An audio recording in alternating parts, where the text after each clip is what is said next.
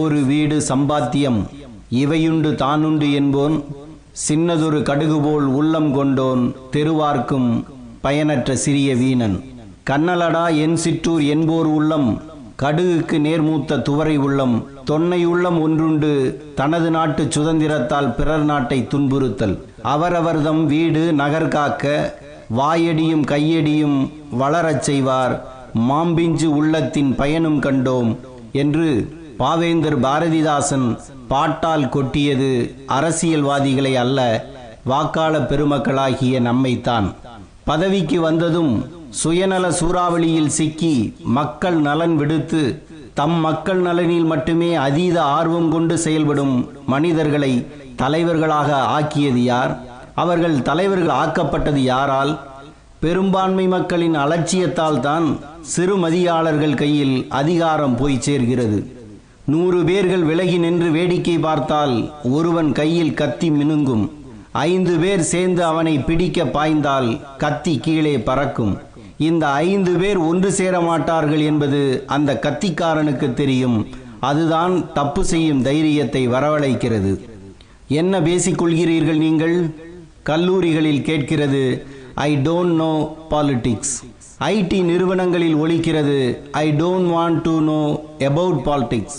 திரையரங்குகளில் ஒலிக்கிறது நானெல்லாம் சோத்து கட்சிப்பா. திருமண வீடுகளில் ஒலிக்கிறது ராமன் ஆண்டால் என்ன ராவணன் ஆண்டால் என்ன.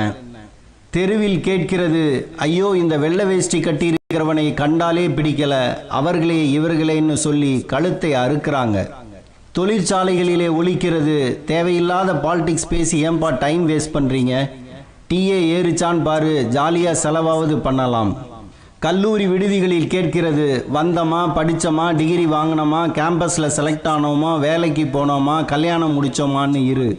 அசைந்தாடும் ரயிலில் ஒலிக்கிறது இந்த நாட்டுக்கு ஜனநாயகம் எல்லாம் சரிப்பட்டு வராது சார், வரணும் சார் ஒருத்தன் வரணும், அவன் சர்வாதிகாரியாக இருக்கணும். நம்ம நாட்டுக்கு காந்தி எல்லாம் சரிப்படாது சார், ஹிட்லர் மாதிரி ஒருத்தன் வரணும், அது வரைக்கும் நான் பாலிடிக்ஸே பேச போகிறதில்ல. பேருந்து இறைச்சலில் கேட்கிறது அரசியலே சாக்கடை சார், நாம் எல்லாம் அதை க்ளீன் பண்ண முடியாது, மூக்கை பொத்திட்டு ஓட வேண்டியது தான்.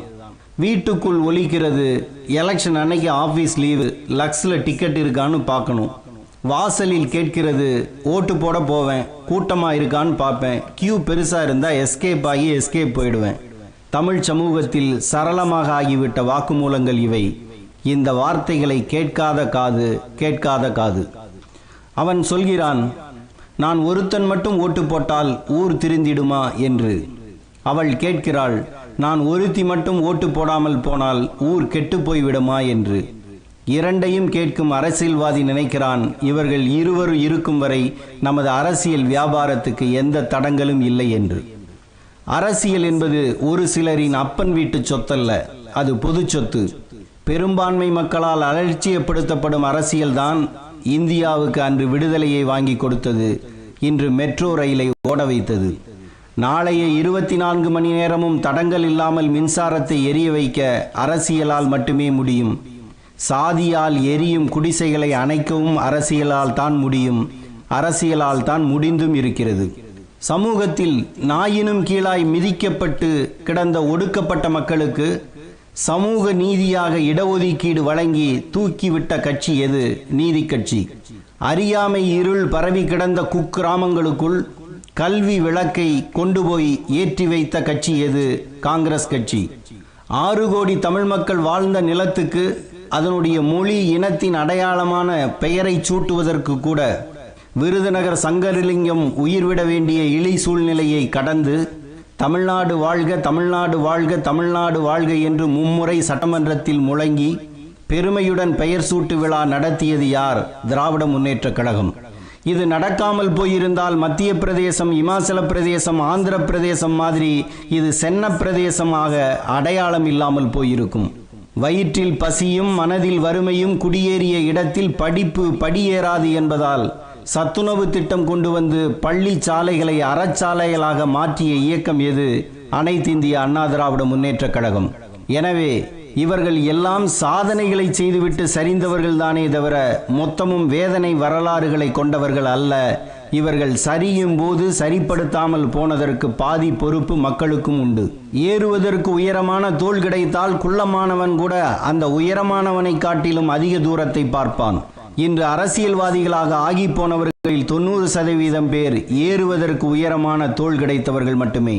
உயரமானவர்கள் என்று இங்கு உருவகப்படுத்துவது மாட்சிமை தங்கிய மக்களைத்தான். கக்கனை தேர்ந்தெடுத்து அனுப்பினீர்கள், பதவியில் உட்கார்ந்ததும் லஞ்ச ஒழிப்பு துறையை தொடங்கினார். அக்ரி கிருஷ்ணமூர்த்தியை தேர்வு செய்தீர்கள், கமிஷன் தொகையை கூட்டினார். கோளாறு யாரிடம் இருக்கிறது?